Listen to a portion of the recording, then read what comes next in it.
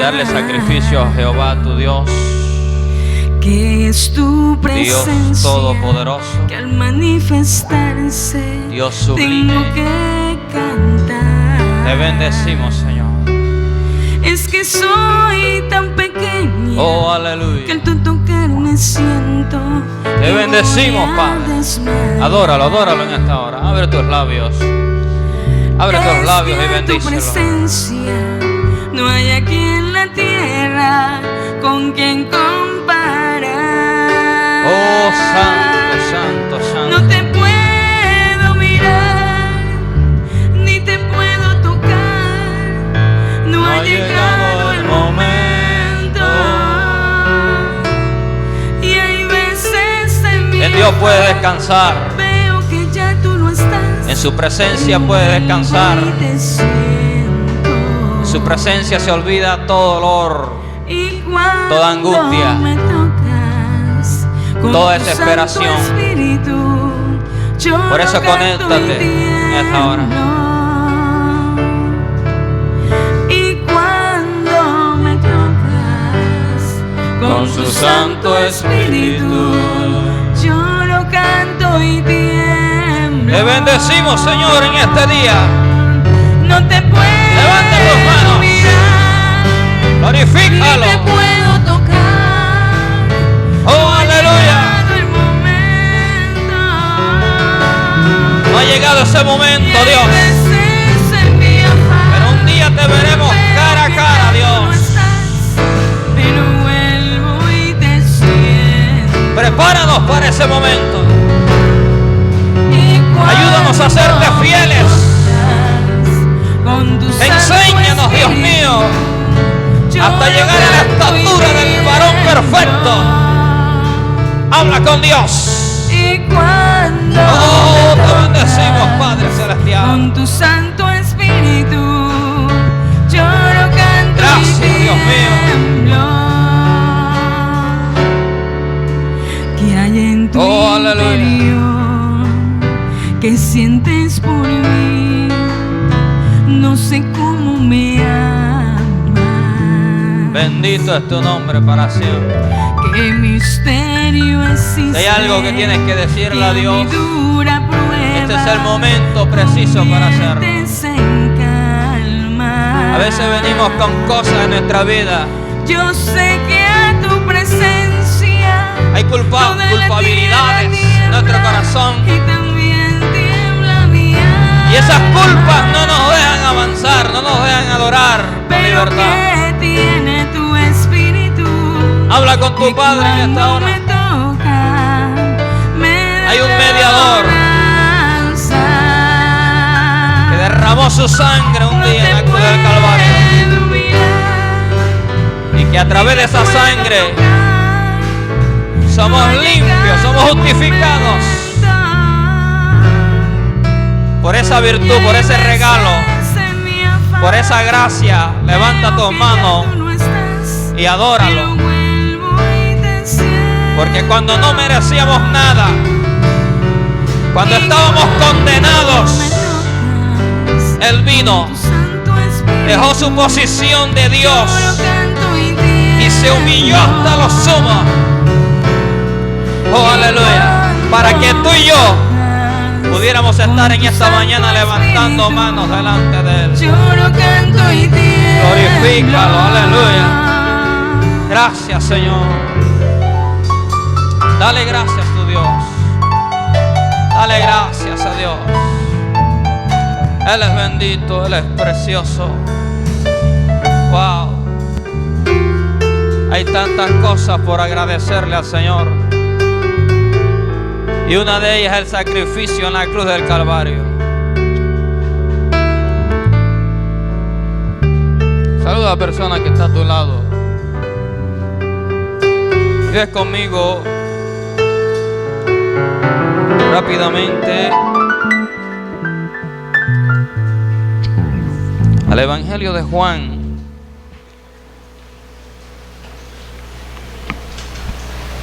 Capítulo 3, verso 16. Es una cita bíblica muy conocida. La mayoría de las personas se la saben de memoria. Juan 3:16 dice: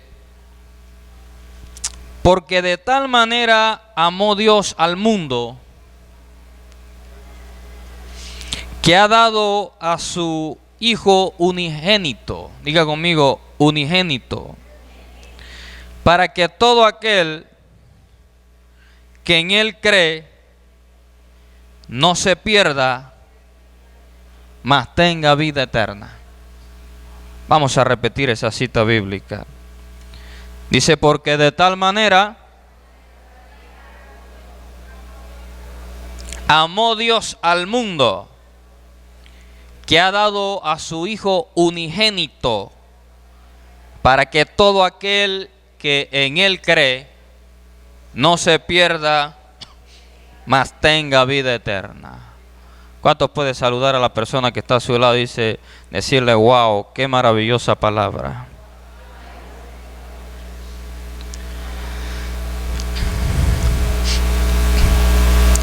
Quiero que hablemos en este día, no sé si ya es de tarde o de mañana todavía, en esta mañana, acerca de Jesús. Muchos pensamos que conocemos a Jesús, pero muchas veces vivimos como vivía Job, pensando que conocía a Dios, hasta que tuvo que vivir un momento crucial en su vida para poder decir estas palabras: de oídas te había oído, mas ahora mis ojos te ven. Así que en una oportunidad Cristo le dice a los fariseos, porque los fariseos eran grandes conocedores de la ley, pero no conocían a Jesús. Y Jesús le dice: escudriñad las santas escrituras, porque en ellas os parece que está la vida eterna. Y cuando yo encuentro esa palabra escrituras, el libro de Juan capítulo 1 verso 1 dice que en el principio era el verbo, y el verbo ¿qué? Era con Dios, y el verbo era Dios. Y cuando estamos hablando del verbo, el verbo se refiere a la palabra. Así que lo que Jesús le estaba diciendo era: si yo soy esa palabra y ustedes escudriñan la palabra, en ella van a encontrar quién soy yo realmente. Van a descubrir quién es ese personaje de que el libro de Isaías 700 años atrás estuvo diciendo que iba a venir un Mesías prometido. Ese Mesías está delante de ustedes, pero ustedes no han entendido todavía. Y a veces sucede así. Estamos creyendo en un Jesús o un Cristo que aún todavía no hemos conocido. Realmente no hemos conocido cuál es el tamaño del sacrificio que Él experimentó en la cruz del Calvario. Así que la Biblia ahora nos dice, por eso quiero hablar en esta cita bíblica de Juan 3:16, que dice: porque de tal manera amó Dios al mundo, que ha dado a su Hijo unigénito, su único Hijo. Permítame hablarle en esta mañana un poco acerca de cristología. Diga conmigo, cristología. La cristología es un sustantivo, esa palabra es un sustantivo compuesto, el cual tiene dos raíces semánticas o gramaticales. Una de ellas es Cristo, que se refiere a ese unigénito Hijo de Dios que está hablando el libro de Juan. Y logía, que significa estudio. Ya conmigo, logía proviene de la raíz semántica estudio. O sea que estamos refiriéndonos al estudio de Cristo. ¿Cuántos quieren aprender de Cristo en esta mañana? El estudio de Jesús. Amén. Bien, ese es el término de cristología. Algunos dicen, algunos piensan que Cristo no se puede estudiar. Pero, como les decía anteriormente, si Cristo es la misma palabra, Él dice que Él es el verbo encarnado. O sea, cuando Cristo vino a la tierra, lo que estaba manifestado en Él era la misma palabra. Todo lo que se vivió en el Antiguo Testamento era una tipología de lo que iba a suceder con Jesús. Usted puede leer el libro de Hebreos capítulo 9 y ahí el apóstol Pablo especifica claramente de que las cosas que se vivieron en el pasado eran una representación o una tipificación de lo que iba a ser Jesús. Y cuando Jesús vino a la tierra, lo que Jesús estaba diciendo: yo soy el cumplimiento de todas las profecías y de todos los simbolismos que existieron en el pasado. Un ejemplo, el Antiguo Testamento estaba el tabernáculo. Y en el tabernáculo habían unas representaciones ceremoniales que lo único que estaban era hablando de Jesús. Estaban preparando el escenario para cuando Cristo viniera a la tierra. Así, tanto así que en el tabernáculo habían 3 puertas. La primera puerta se llamaba el camino. La segunda puerta se llamaba la verdad. Y la tercera puerta que conducía al lugar santísimo se llamaba la vida. Por eso Jesús dijo: yo soy el camino, yo soy la verdad y yo soy la vida. En otras palabras, yo soy el cumplimiento de la palabra. Yo soy el verbo que se hizo carne. ¿Cuántos están entendiendo eso? Amén a su nombre. Pero cuando hablamos de cristología, hay que entender algunos nombres y títulos que Jesús tuvo. A Jesús se le asignaron varios nombres y varios títulos. Hay que entender la diferenciación entre título y nombre. Es decir, el presidente de la República, eso es un título, no es un nombre. Amén. Pero el presidente Juan Manuel Santos, ese es su nombre. Un nombre y un título. Así que Jesucristo tuvo muchos nombres. Vamos a hablar del primero de ellos, que es Jesús. Diga conmigo: Jesús. ¿Qué significa Jesús? Jesús significa Salvador. Ahora, los nombres que Jesucristo le fueron asignados tenían una connotación. Y una de ellas era que Jesucristo se le asignó el nombre de acuerdo a lo que Él iba a manifestar. Es decir, se le coloca el nombre de Jesús porque iba a ser el Salvador de la humanidad. Iba a salvar al mundo. Y en el Antiguo Testamento nosotros vemos una tipología acerca de lo que Jesús iba a hacer en este nuevo tiempo, en el tiempo del cristianismo. Por ejemplo, cuando Moisés sacó el pueblo de Egipto, acuérdese que Moisés significa salvado de las aguas. Moisés es una tipología de Jesús. El nombre de Moisés significa también salvado de las aguas. Jesús significa Salvador. Y recuerde que Moisés sacó al pueblo de Israel de Egipto, de una tierra de esclavitud, una tierra donde Egipto era esclavo, estaban condenados allí, estaban sirviéndole al faraón. Y Moisés sacó al pueblo de esa tierra de condenación. Es lo mismo que Cristo iba a hacer cuando viniera a la tierra. Nos iba a sacar de la condenación del pecado para llevarnos a la vida eterna. Amén. Y el que está a tu lado: Jesucristo es nuestro Salvador.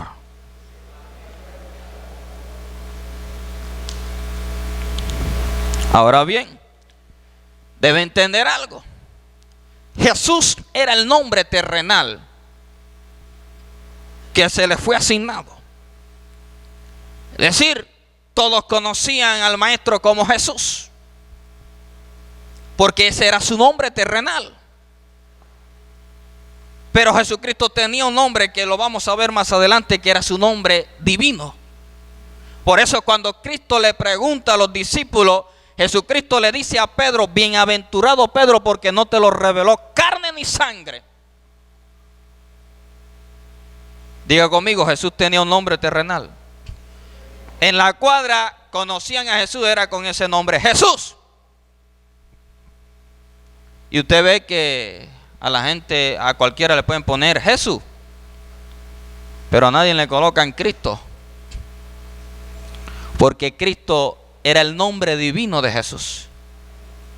Y cuando Jesús le pregunta a Pedro, bueno, ¿quién piensan? Sabiendo que Jesús tenía muchos nombres y títulos, le dice: ¿quién creen ustedes que soy yo? ¿Qué le dijeron? Tú eres Elías o alguno de los profetas. Pero Pedro, a pesar de que era impulsivo, Pedro le dijo: Señor, tú eres el Cristo, el Hijo de Dios. Estaba refiriéndose a Jesús. No le dijo: tú, aquí en el barrio te conocemos como Jesús, tú eres Jesús.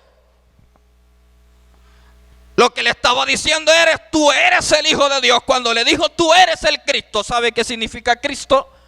Significa ungido. Le estaba diciendo: tú eres el ungido a quien el Padre ungió para que viniera a la tierra para cumplir el propósito salvador de la humanidad. Apláudele si le vas a aplaudir.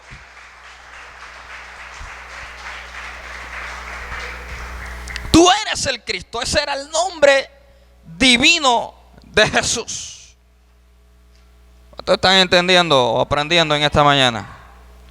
¿Cuál era el nombre terrenal que tenía Jesús? ¿Y cuál era su nombre divino? Cristo, que significaba ¿qué? Ungido.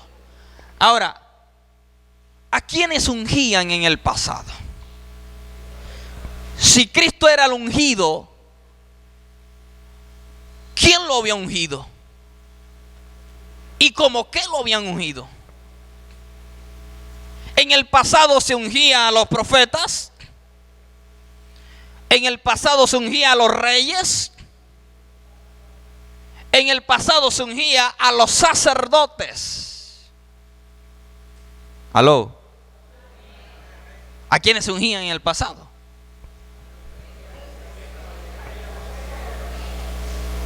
¿A quién más? Vaya conmigo al libro de Hechos, capítulo 3, verso 22.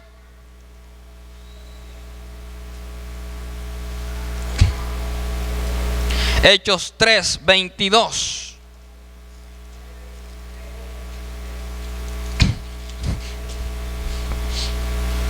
Dice: porque Moisés dijo a los padres: el Señor vuestro Dios os levantará profeta de entre vosotros, hermanos, como a mí.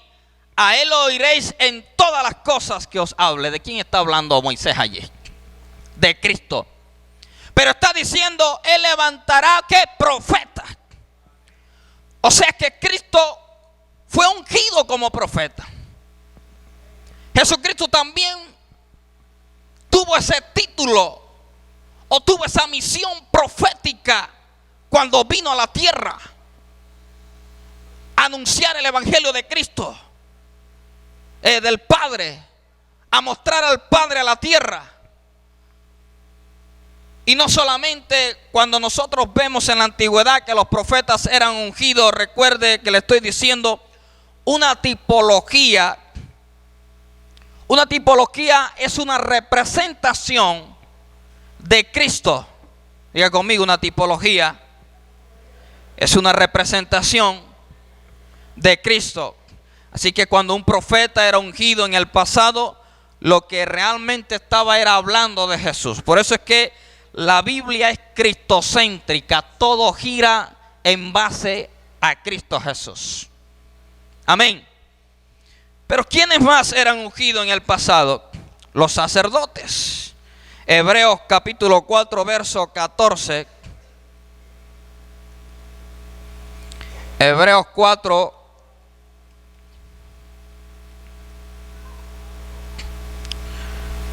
verso 14.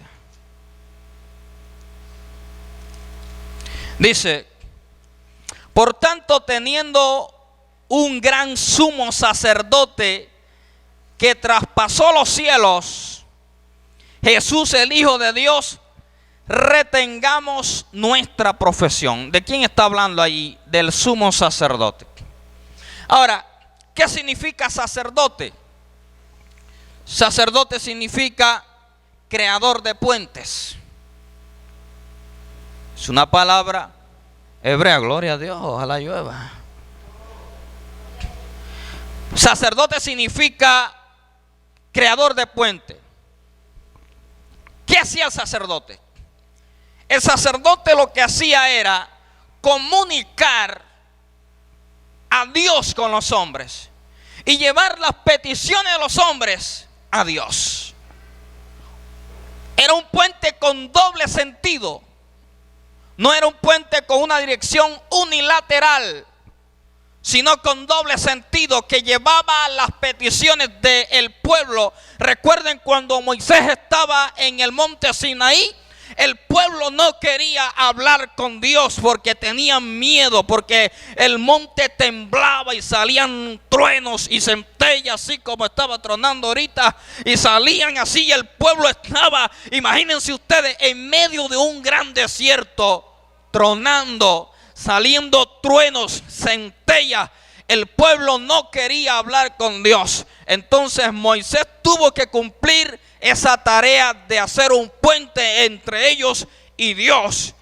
Y cuando Dios mandó a decir algo, lo decía también a través de Moisés. Por eso sacerdote significa creador de puente. Jesucristo se convirtió en el sumo sacerdote. Por eso él dijo: no hay otro camino al Padre sino el Hijo. No hay otro mediador entre Dios y los hombres sino Jesucristo, el Hijo de Dios. Eres el único camino al Padre. ¿Por qué?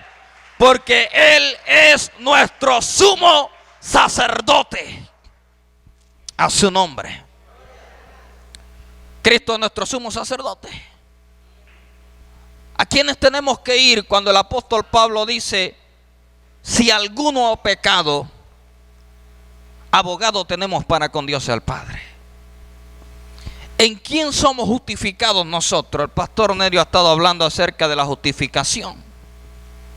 Y la justificación se refiere a que si yo me voy a mostrar delante del Padre, no lo puedo hacer basado en mis propios méritos o basado en mis propias obras. La única forma como el Padre puede verme a mí justo es cuando ve la sangre del Hijo sobre mi vida.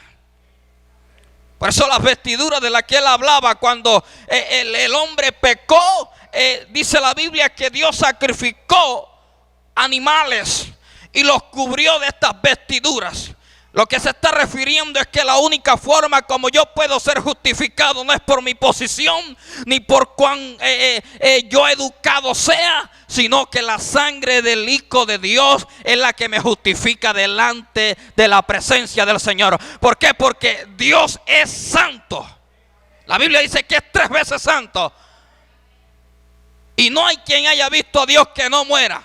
Y la única forma como nosotros no podemos ser consumidos es que la sangre de Cristo esté rociada sobre nuestras vidas. Cuando el pueblo falló en el monte Sinaí, en el desierto, Dios estaba, aleluya, dispuesto a destruir el pueblo. Pero Dios le ordenó a Moisés algo. Le dijo: toma la sangre y rocéala sobre el pueblo. ¿Sabe por qué? Porque la única forma como Dios te ve justo es cuando la sangre del Cristo, del ungido, está sobre tu vida. Y la única forma como Dios podía apaciguar su ira para destruir a la nación era viendo la sangre de un cordero rociada sobre ellos. Gloria a Dios. Dile que está a tu lado: el único que me justifica es Cristo, el ungido. A su nombre. Gloria a Dios. Bien, pero Cristo también fue ungido como rey. ¿Cuántos creen que Cristo es rey?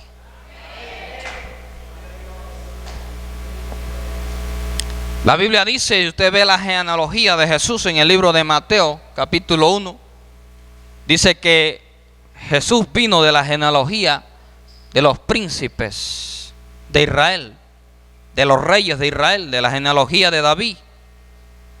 Usted sabe que la genealogía de David, viene a través de Ruth, ¿verdad? ¿Cuántos han leído eso? A ver. ¿Cuántos lo han leído de verdad? Si no, para hablarles un poco. La genealogía de Jesús, para los judíos la genealogía era algo muy importante, de suma importancia, porque con ella podían saber del tronco de donde tú habías venido, si realmente tenías sangre de príncipe, de reyes. Así que si seguimos la genealogía de Jesús, nos daremos cuenta que Él viene a través de esa corriente. José viene a través de esa corriente. Por eso parece que hay discrepancia, pero no es así, entre el libro de Mateo y la genealogía que está en el Evangelio de Lucas. Lo que pasa es que en una genealogía está tratando de comprobar la sangre de reyes que tiene José, y en la otra está tratando de comprobar la sangre de reyes que también tiene María. A su nombre. ¿Cuántos dicen gloria a Dios? Así que Jesús fue ungido como rey. Vaya conmigo al libro de Lucas, capítulo 1, verso 31, para que usted confirme por la palabra. Lucas, capítulo 1, verso 31 dice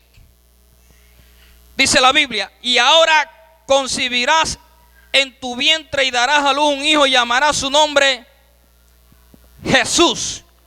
31, 32 y 33. Este será grande y será llamado Hijo del Altísimo, y el Señor Dios le dará el trono de ¿quién? De David. ¿Quién? Su padre. ¿Por qué le dice David su padre? A ver. Le dice David su padre porque tanto María como José, aunque sabemos que José no fue el que engendró a Jesús, pero está tratando de comprobar que María se unió a un hombre que también tenía la simiente o la sangre de los príncipes de Israel. Amén. Y María también la tenía, y el libro de Lucas trata de entrar en constancia acerca de eso. Y dice allí en el verso 32: este será grande y será llamado Hijo del Altísimo, y el Señor Dios le dará el trono de David su padre. 33: y reinará sobre la casa de Jacob para siempre, y su reino no tendrá fin. O sea que Jesús también fue ungido como rey. Y eso era algo que el pueblo, la nación de aquel tiempo no podían entender, no podían comprender. Aunque Jesucristo era rey, ellos estaban viendo a un cordero manso y humilde que estaba predicando por las calles de Palestina, que estaba llevando el evangelio. Y ellos no podían comprender la dimensión de lo que Jesús estaba tratando de traer a la tierra. Que luego que Jesucristo lograra consumar en la cruz del Calvario el sacrificio, Él se iba a levantar no solo como rey, sino como Rey de reyes y Señor de señores, para sentarse a la diestra del Padre. Amén.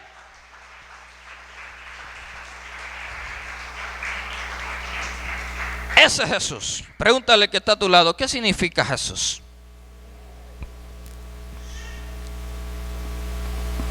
Ahora pregúntale al que está a tu lado, a tu otro lado: ¿qué significa Cristo? Jesús y Cristo. Cristo ungido, y Jesús fue ungido de tres formas. Fue ungido como profeta, fue ungido como sacerdote y fue ungido como rey. Y si fue ungido como sacerdote, recuerde que el sumo sacerdote era el único que podía entrar al lugar santísimo solo una vez al año para practicar el ritual del Yom Kippur. Diga conmigo, Yom Kippur, que es en hebreo, pero traducido al español es Día de la Expiación. O sea que una vez al año el sumo sacerdote entraba al lugar santísimo y primero hacía un sacrificio por todos los pecados de su familia y por los pecados de él. Y luego hacía un sacrificio por los pecados de la nación de Israel. Y ahí en el lugar santísimo Dios le hablaba acerca de su voluntad para la nación. Pero qué tremendo es que cuando Cristo estaba haciendo, ojo, Jesús estaba haciendo esa expiación un día a las 3 de la tarde o en la hora nona. Jesús estaba muriendo, estaba haciendo ese sacrificio, estaba allí haciendo expiación por nuestros pecados. Y sucede algo milagroso, y es que en ese momento lo que nos dividía del Padre, ese velo carmesí que nos dividía del lugar santísimo, dice la Biblia que se rompió de arriba a abajo. O sea que nos dio acceso libre para entrar a la presencia de Dios. Por eso tú y yo hoy en día podemos entrar confiadamente para glorificar al Padre. No tenemos que allá en la entrada de la puerta matar un cordero, matar un sacrificio para poder entrar santificados a este templo, sino que llegamos a la presencia de Dios y el sacrificio del cordero inmolado nos purifica, nos santifica y podemos levantar manos santas delante de su presencia. ¿Usted no cree que eso es maravilloso? Que es algo grande. ¿Qué tal nosotros allá matando sacrificios allá afuera? Venta de corderos allá. Pero Jesucristo murió una sola vez, dice la Biblia, y por todos. Qué maravilloso. Pero vamos a hablar de algunos títulos de Jesús. Uno de esos títulos es Mesías. Diga conmigo, Mesías. No era un nombre como tal. Uno a veces escucha a una persona que invierten los nombres y los títulos de Jesús. Mesías era un título que Jesús tenía. Y uno de los profetas que más habló acerca del Mesías se llamó Isaías. Ahora muchos han puesto en tela de juicio de si Jesús existió. Tanto así que han surgido algunas doctrinas erróneas o creencias erróneas que tratan de anular la existencia de Jesús. ¿A su nombre? Una de esas doctrinas o creencias se llama el agnosticismo. Diga conmigo, agnosticismo. ¿Con qué se come eso? El agnosticismo es la creencia que dice que nosotros nunca podremos alcanzar a Dios. Pero la Biblia me dice que uno de los títulos que Jesús tenía era Emmanuel, que significa ¿qué?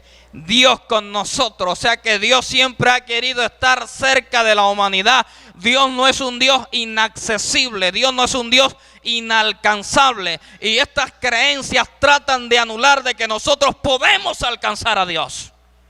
Y uno de los grandes deseos de Dios es que nosotros estemos cerca de Él. Si Dios no hubiese querido que la humanidad estuviese cerca, no habría enviado a su Hijo unigénito a la tierra. ¿Aló? ¿Cuántos se sienten agradecidos por eso? El libro de Juan, capítulo 1, verso 41.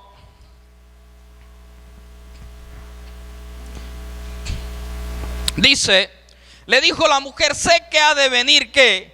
El Mesías llamado el Cristo. Cuando Él venga nos declarará ¿qué? Todas las cosas. Había una mujer samaritana hablando con Jesús. Y esa mujer estaba como andan muchos. Estaba hablando con Jesús y no sabía que era Jesús. De oídas te había oído, mas mis ojos ahora te ven. Estaba hablando con Jesús y no sabía que Él era el Mesías. Ella le dice, sabemos que ha de venir un Mesías. ¿Y dónde había leído ella eso?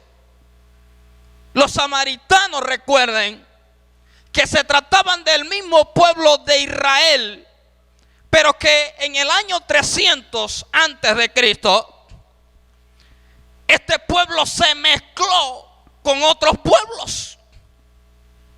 Recuerden cuando usted lee el libro de Nehemías y el libro de Esdras, se dará cuenta que hubieron hombres como Tobías y Sanballat que trataron de impedir de que Nehemías y Esdras lograran reconstruir las murallas de Jerusalén.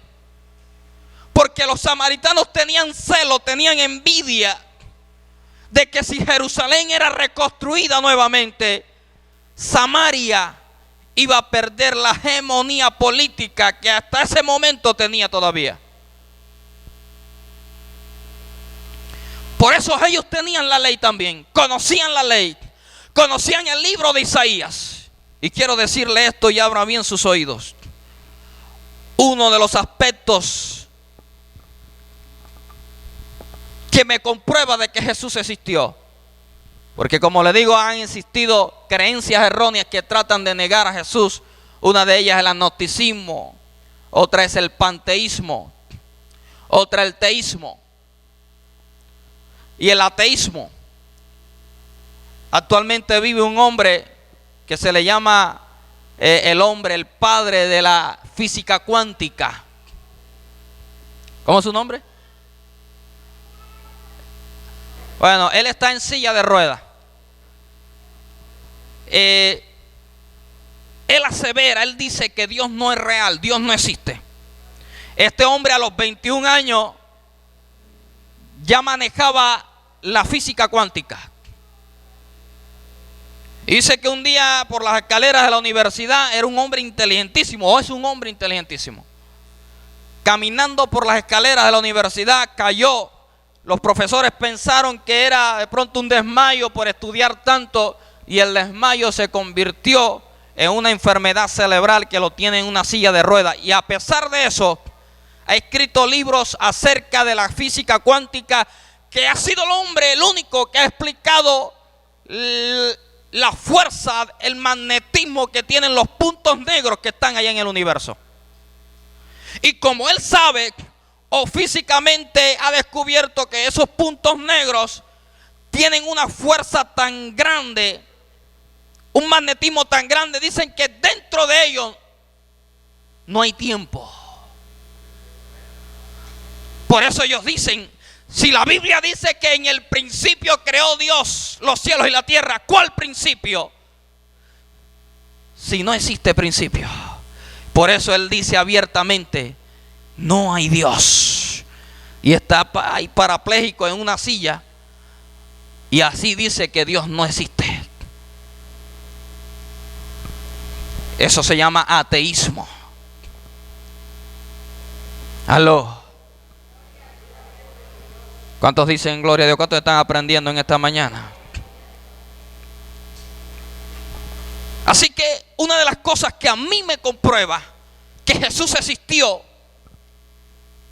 así como existen creencias erróneas acerca de la existencia de Dios, creencias que tratan de negar que Dios es real, hay otras que me comprueban abiertamente que Dios ha existido, que Jesús ha estado, que Jesús pisó la tierra.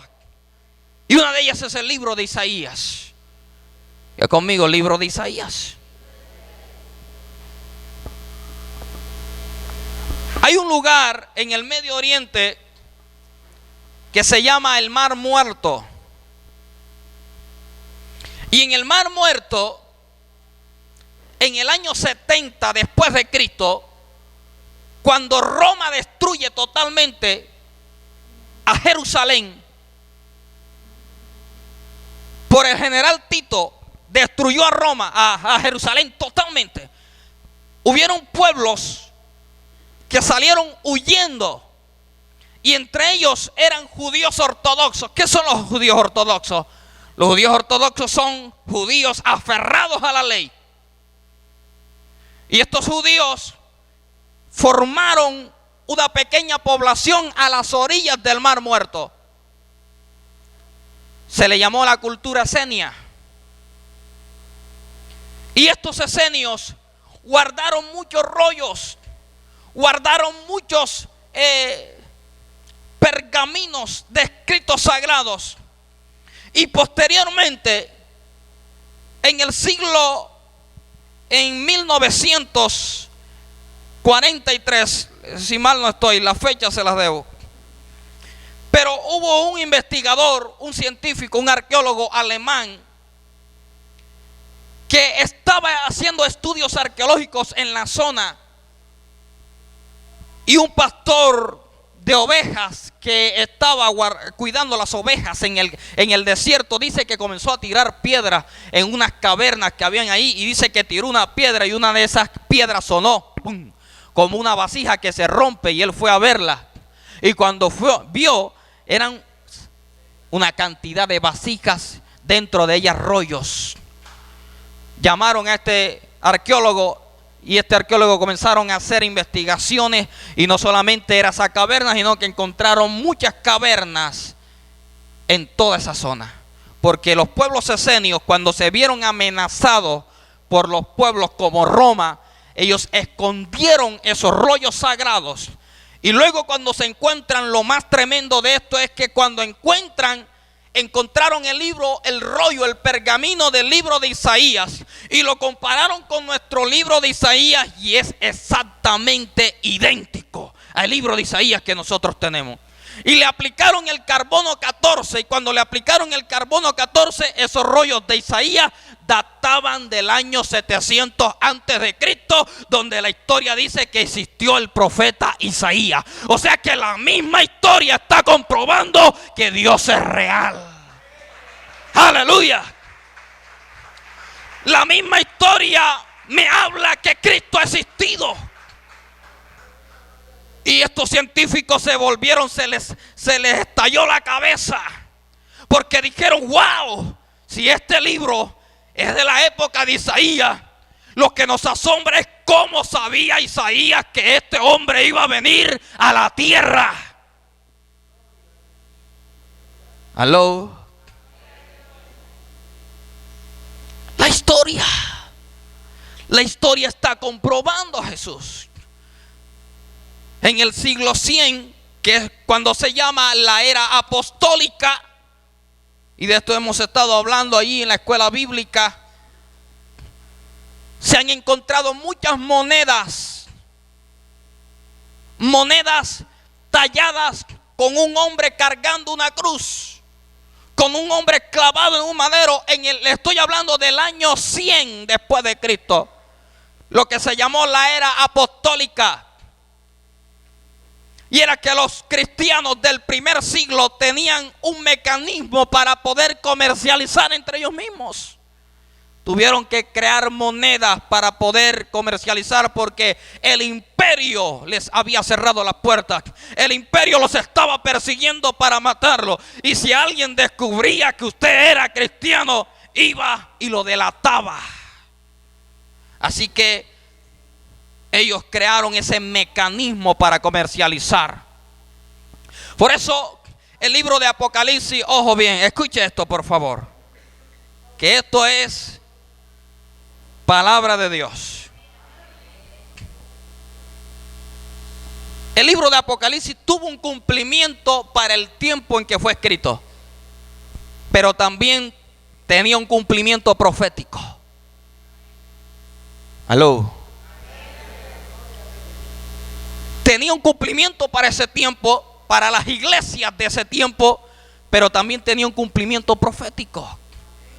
Tanto así que el emperador que estaba rigiendo en esa época, su nombre escrito en griego, usted sabe que las letras griegas a la vez representan números. Es como cuando le enseñan a usted en la escuela que XL es una palabra romana, pero también es un número. ¿Es el número qué? 40. XL es el número 40. La X es un 10. Pero también eran letras, eran a la vez letras y números. Y en ese tiempo el nombre del emperador, interpretado en letras, significaba bestia. Por eso el apóstol Juan, que está escribiendo el libro de Apocalipsis, codifica el nombre de este varón o de este emperador para referirse a los cristianos de ese momento. Y tuvo un cumplimiento para ese instante, para ese momento, pero también va a tener un cumplimiento profético. Porque si usted estudia la palabra, recuerde que la persona que estudia la palabra nunca está desapercibido de las cosas que están sucediendo. Y usted ve que hay cristianos que le están diciendo, no, que los mayas dijeron que el mundo se va a acabar en el año 2000. O sucede como el año pasado, antes pasado, que había gente corriendo para la Sierra Nevada. Porque no leen la Biblia. La Biblia dice que eso no va a ser así. Porque hay cosas que sucedieron en la Biblia que van a volver a repetirse. El apóstol Pablo dijo, será como en los tiempos de ¿qué? De Noé. Será como en los tiempos de Sodoma y Gomorra. O sea que son acontecimientos repetitivos. Por eso Jesús nos dijo, miren, tienen que conocer los tiempos. Ustedes saben lo que va a suceder. Lo que deben estar apercibidos es en qué momento las nubes están negras y ustedes saben que va a llover. Entonces están entendiendo eso. A su nombre.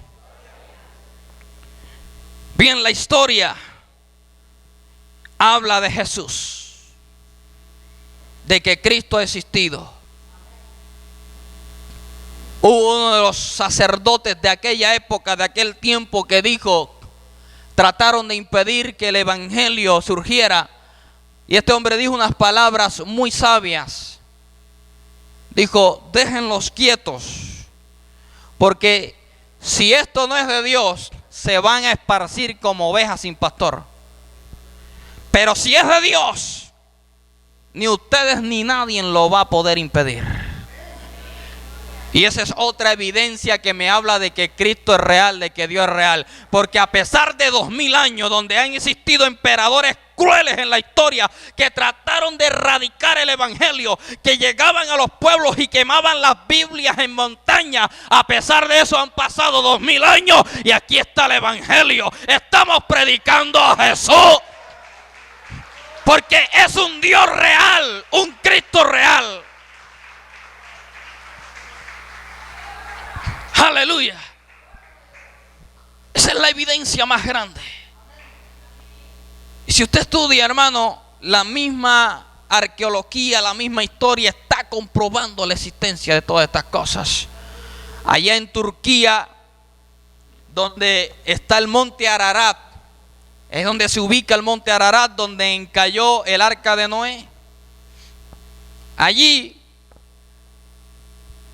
un aficionado fotógrafo tomó unas fotografías del relieve de Turquía y cuando estuvo revelando esa foto se dio cuenta de que en la punta del monte Ararat, ahí en Turquía, sobresalía una punta como de un barco. Wow. Comenzaron a ir científicos a estudiar. ¿Y qué encontraron? Obviamente era la punta de un barco. Pero lo más loco es que comenzaron a estudiar para ver qué barco había llegado allí. Oye, yo solamente conozco un barco que llegó a la punta de una montaña. ¿Qué cultura iba a crear un barco, a fabricar un barco en la punta de un monte para luego bajarlo? Que yo sepa, los pueblos que se encargaban de fabricar barcos en la antigüedad eran pueblos portuarios. Los fenicios fabricaban barcos. En Alejandría se fabricaban barcos. ¿Por qué? Porque eran ciudades portuarias. Ahora estamos hablando de Turquía, un relieve montañoso. ¿Quién iba a hacer un barco en la punta de un monte? Y comenzaron a investigar y se dieron cuenta que los restos de esa madera databan del tiempo de Noé, los mismos científicos. Y no solo eso, mire, que esto le va a estallar la cabeza. Encontraron restos de pelos de animales dentro del barco. Callaron eso y cerraron los archivos.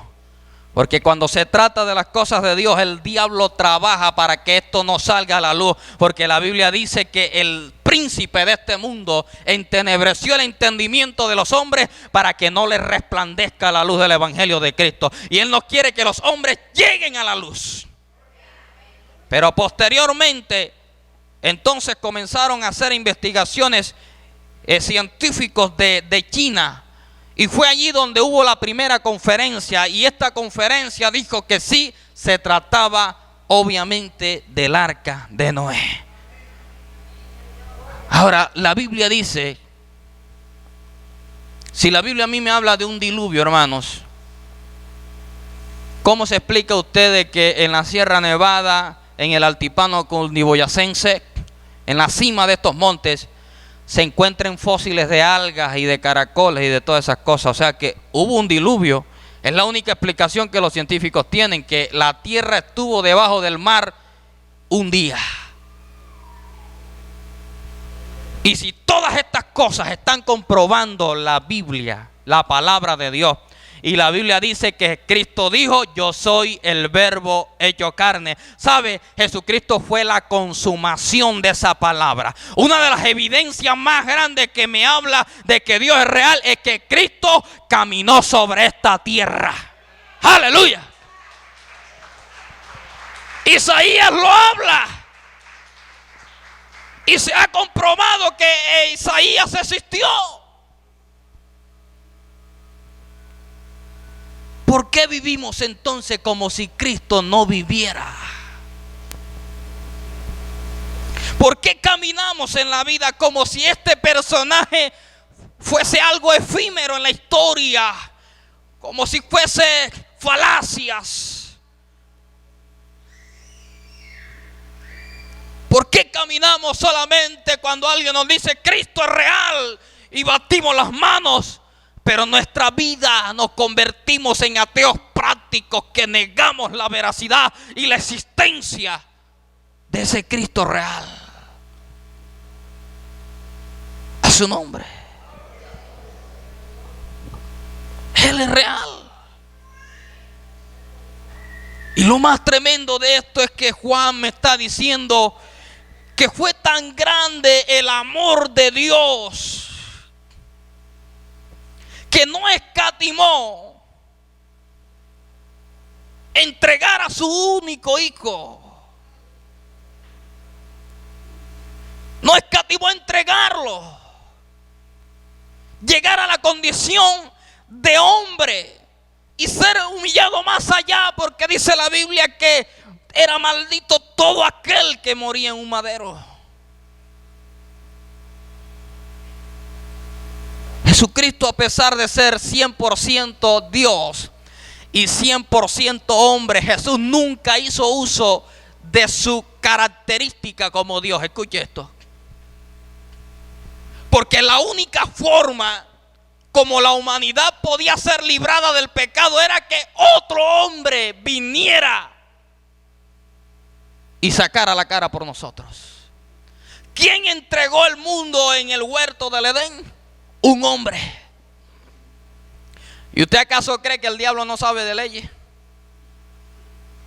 Si muchas de esas leyes que se escriben son impuestas por gente que tiene la mente poseída por el diablo.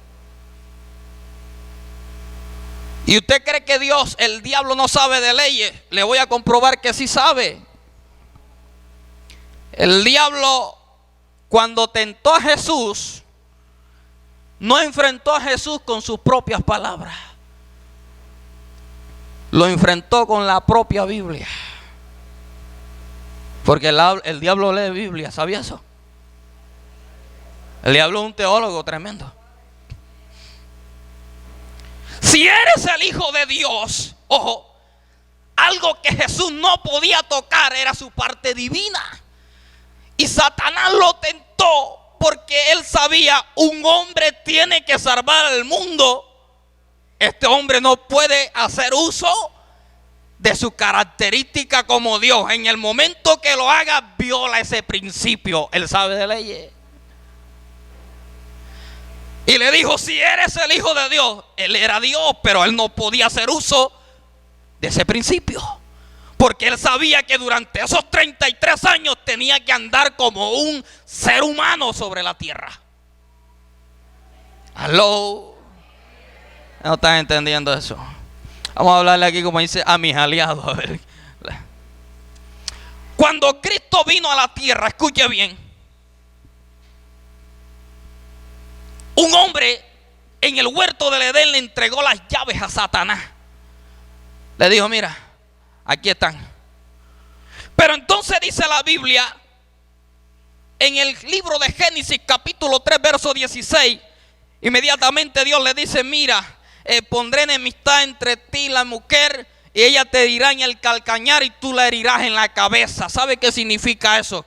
Se ha comprobado científicamente hoy, hermano, que uno de los mejores antiofídicos que existe es de la sangre de cordero, de la sangre de oveja.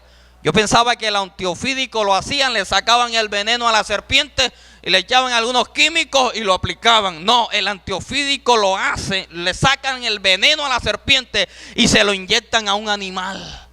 ¿Y sabe qué es lo que usan de la sangre del animal? Que se vuelve inmune a ese veneno. Wow. Cristo lo mordió la serpiente en el calcañar y la sangre de Cristo se hizo inmune a ese veneno. Por eso cuando el diablo ve la sangre de Cristo en nosotros, él no puede hacernos daño, porque ha sido aplicado el antiofídico de ese veneno. Aleluya. ¿Ustedes están aprendiendo? Le dijo, ella te herirá en el calcañar, o sea, te va a morder en el talón, porque iba a llevar a Jesús con mucho dolor a la cruz del Calvario. Pero dice, pero ella te pisará, ¿dónde? Él te pisará en la cabeza. Primero, Cristo estaba en el laboratorio desde el monte Getsemaní hasta la cruz del Calvario. ¿Sabe qué llevaba el Cristo en su sangre? Llevaba el veneno del pecado. Por eso llegó un punto del pecado que había sobre él que el mismo Padre lo abandonó. Aló. Y al que está a su lado, eso lo hizo por ti. Jesús lo dijo, Padre, ¿por qué me has abandonado? Entonces Satanás sabía, vamos a tocar la parte divina de Jesús y vamos a hacer lo que se tire del pináculo del templo, porque tocamos su ego y él se tira y viola el principio, porque la Biblia dice que él es el acusador de los hermanos. Cuando tú la embarras, hermano, él está allá, míralo.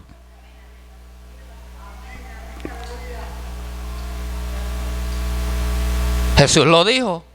Satanás me ha pedido ¿a quién? Cuando le dijo a los discípulos, me ha pedido alguno de vosotros. O sea que él todavía anda acusando. Él acusa. Él estaba allí con el código penal y dijo, vamos a aplicarle esta a Jesús. Vamos a hacer que convierta las piedras en pan. Vamos a tocar su parte diocéntrica, su parte divina, sus atributos divinos, que los utilice como él no puede utilizarlo, porque un hombre tiene que morir en la tierra. Y usted dirá, pero si Jesús era hombre, ¿por qué caminó sobre las aguas? Pedro también lo hizo. Si él era Dios, ¿por qué se desapareció cuando lo iban a tirar de despeñadero allá en Galilea? Felipe también se desapareció y apareció en Samaria. Jesús dijo, mayores cosas haréis vosotros. O sea, lo que Jesús estaba tratando, lo que Jesús hizo, estaba a nuestro alcance. Que nosotros no lo hemos querido utilizar porque quizás no tenemos una vida de consagración como se debe. Pero recuerde que aún Jesús siendo Dios, Él iba a orar al monte. ¿Qué tiene un Dios que ir a orar a quién? Porque Él estaba como hombre y tenía que ir a orar todos los días. Así que Jesús estaba en el tribunal, en el desierto, y el diablo dijo: este es mi momento. Hacemos que se crea Dios ahí, utilice su parte divina, inmediatamente otra vez tengo la humanidad en mis manos. Pero cuando le dijo: convierte estas piedras en pan, ¿qué le dijo Jesús? Diablo mentiroso. No solo le aplicó otra ley, le dijo: no solo de pan vivirá el hombre, sino de toda palabra que salga de la boca de Dios. Y mire cómo Jesús interpretó, discernió esto. Dice: si eres el Hijo de Dios, tírate del pináculo del templo, porque escrito está, o sea, en el artículo tal, dice esto: a sus ángeles enviará para que tu pie no tropiece en piedra. Y él le dijo: escrito está, Satanás, no tentarás a Jehová tu Dios. Aleluya.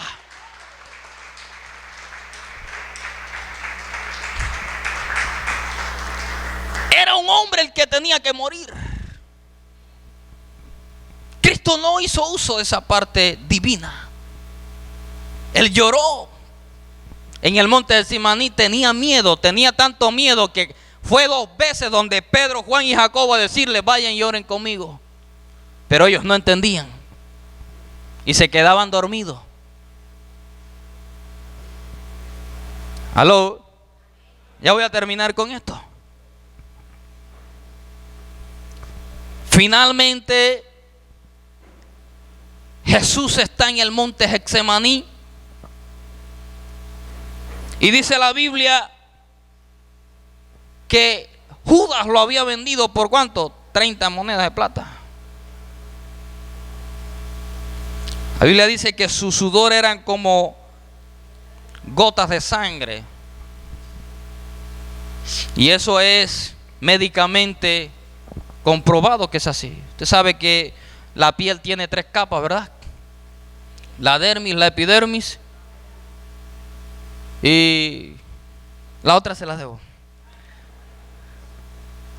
La más gruesa, la que es pura grasa, esa es la última. Pero no se la sé.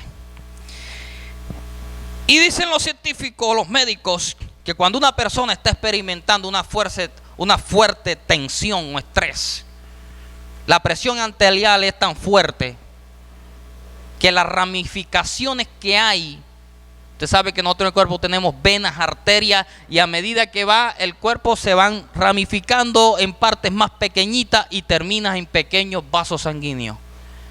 Y esos vasos sanguíneos, frente a fuertes presiones sanguíneas, se rompen. Y cuando se rompen, usted sabe que por los poros botamos ¿qué? Sudor, ¿verdad? Cuando se rompe, se mezclan con el sudor y salen mezclados con el sudor. Lo que la Biblia nos está reflejando en ese momento es que Cristo estaba experimentando un alto grado de tensión, de estrés. Usted sabe lo que usted le diga: te vamos a matar a las 9 de la noche, espéranos ahí. Y tú estás ahí viendo televisión y comiéndote una salchipapa con una gaseosa, y no, me van a matar. ¿Ah? Y él sabía de qué forma lo iban a matar. Él sabía, él le decía a los discípulos, él les decía la forma que el Hijo de Dios tenía que llegar con dolores. Por lo que les estaba diciendo ahorita, él tenía que inmunizar su sangre al veneno del pecado. Y fue allí, en el monte Getsemaní, cuando aquel día, aquella noche, llegaron estos hombres a buscar a Jesús. Y cuando lo buscaron, dice que lo llevaron delante del tribunal. Lo llevaron delante del sacerdote, lo golpearon, lo escupieron. Mire todo lo que sufrió por nosotros.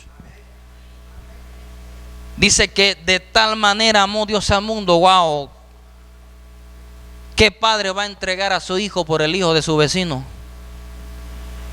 Que tu vecino te diga: están pidiendo que intercambiemos un niño por mi hijo. ¿Estás dispuesto a prestarme a tu hijo que se lo lleven para que traigan el mío? Dios lo hizo. Entregó a Jesús. Y no crean, Jesús estaba en una posición de Dios. Y a veces nos cuesta a nosotros entregarle cosas a Dios. Cuando Jesucristo estaba vestido de gloria y vino y se humilló hasta lo sumo, dice la Biblia. Y fue golpeado cuando dice la Biblia que el sacerdote le preguntaba: ¿eres tú el Hijo de Dios? Él dijo: soy el Hijo de Dios. Y dice que lo golpearon en la boca. Le rompieron la boca a Jesús. Lo golpearon, lo escupieron. Una persona le escupen y inmediatamente se indigna. Jesús lo escupieron. Muchas personas de las que habían escuchado a Jesús predicar estaban escupiéndolo aquel día. Pedro estaba allí. Pedro, que había dicho: tú eres el Cristo, el Hijo de Dios, conocía a Jesús por un simple intelecto, tenía un conocimiento solamente de Jesús, pero todavía no había vivenciado lo que era Jesús realmente, lo que era el amor de Jesús. Y Pedro aquella noche, cuando Jesús le dijo: Pedro, de cierto te digo que me habrás negado 3 veces antes que el gallo cante.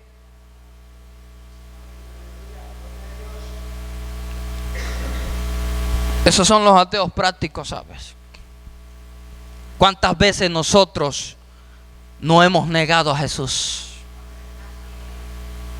¿Cuántas veces no hemos estado en un lugar y hemos ocultado nuestra posición como cristianos porque no queremos que nadie lo sepa?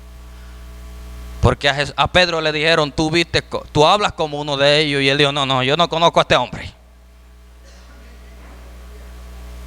A ese te dice: hey, tú pareces cristiano, hablas como cristiano. No, de vez en cuando voy a la iglesia, pero yo no soy cristiano.